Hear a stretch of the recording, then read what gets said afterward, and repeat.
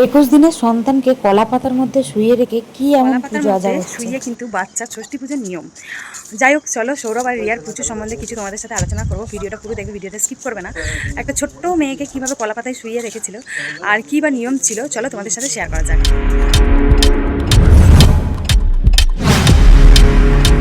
সবাইদের ষষ্ঠী পুজোর নিয়মটা এক থাকে না, যে কোনো মানে সবাইদের আলাদা আলাদা রকমই থাকে। তবে যাদের যেরকম সেই নিয়মগুলো কিন্তু প্রত্যেকটা পালন করতে হয়। এখানে রিয়াদের বাড়িতে মানে রিয়ার বাপের বাড়ির যেটুকু নিয়ম ছিল, ওরা চেষ্টা করেছে সম্পূর্ণভাবে সেই নিয়মগুলোকে পরিপূর্ণভাবে বজায় রেখে কাজকর্ম করতে। আমরা বাচ্চা মা হওয়ার সাথে সাথে বাচ্চার মঙ্গল অমঙ্গলের কথা কিন্তু আমাদের প্রথমেই মাথায় যেহেতু চলে আসে, তো সেখান থেকে আমরা সবাই চেষ্টা করি যে প্রত্যেকটা নিয়ম কিন্তু পারফেক্টভাবে পালন করতে এবং সেটাকে পরিপূর্ণভাবে করতে, যাতে বাচ্চার মঙ্গলটা হয়। যেহেতু একদম ছোট্ট একটা ফুটফুটে বাচ্চা, আর ষষ্ঠী পুজোর কিন্তু নিয়মটা খুব কড়াকড়ি। আর ষষ্ঠী পুজোটা কিন্তু অ্যাকচুয়ালি করতেই হয় সম্পূর্ণ মানে একদম নিখুঁতভাবে, যেটাকে বলা যায়। তো যাই হোক, ও যেহেতু বাপের বাড়িতে ছিল তাই বাপের বাড়ির নিয়মটুকুই ও পালন করেছে। তবে শ্বশুরবাড়ির নিয়মটা ও জানে না। ও জানিয়েছে যে শ্বশুরবাড়ির নিয়মটা ওর এখনও জানা নেই।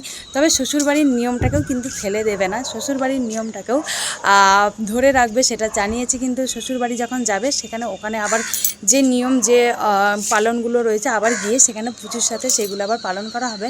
তবে আমার একটা বিষয় মানে অজানা লাগলো, মানে এটা আমি মানে দেখিনি বললেই চলে, বা কোথাও দেখিও নি, আমার চেনা পরিচিতর মুখে আমি কখনো শুনিও নি।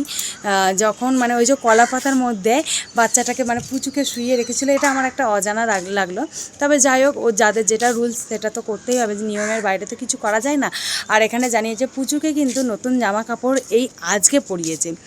আর এই জামাটা যে পিঙ্ক কালারের একটা খুব মিষ্টি জামা পরিয়েছে, এই জামাটা দিয়েছে কিন্তু ওর দিদুন, মানে দিদুনের বাড়ি থেকে দিতে হবে, সেই জামাটাই কিন্তু পরবে তার হচ্ছে সন্তান ষষ্ঠী পুজোর দিন। এটা সব জায়গারই নিয়ম, এটা আমাদেরও ছিল। আর এখানে বাউন ঠাকুর কিন্তু মন প্রাণ ভরে কিন্তু বাচ্চার জন্য খুব সুন্দর করে পুজো করেছিল, কলা পাতায় শুয়ে রেখে, মানে ওকে যেটুকু যা করার সমস্ত কিছু। আর তবে আজকে কিন্তু ও নতুন শাড়ি পরেছে রিয়া।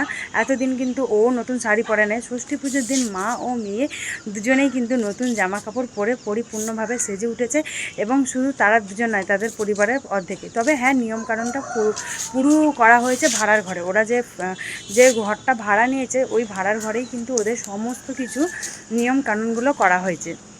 যেহেতু ওখানে শিফট হয়ে গেছে, আর ওর মায়ের বাড়িতে গরম আর যাবে না, সেহেতু যেখানে বাচ্চা থাকবে সেখানেই কিন্তু তোমাকে পালনটা করতে হবে ষষ্ঠী পুজো।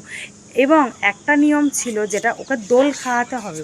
যেহেতু ওদের এখন দোলনা নেই, সেহেতু দোল খাওয়ানোর জন্য রিয়া কিন্তু মাথা থেকে ছোট্ট একটা আইডিয়া বার করেছে। কী বলো তো, ও দুদিকে দুটো মানে সে কাপড়কে বেঁধে দিয়েছে, বেঁধে কিন্তু ওখান থেকে চেষ্টা করেছে ওকে, মানে ওর শ্বশুরবাড়ির এটা নিয়ম ছিল, যেহেতু ওর শ্বশুরবাড়ির ফ্যামিলি থেকে জানিয়ে দিয়েছে যে এই দোল খাওয়ানোর নিয়মটা আছে, এটা সাথে সাথে ভেবে কিন্তু এই আইডিয়াটা বার করে ওর মেয়েকে কিন্তু দোল খাইয়েছে।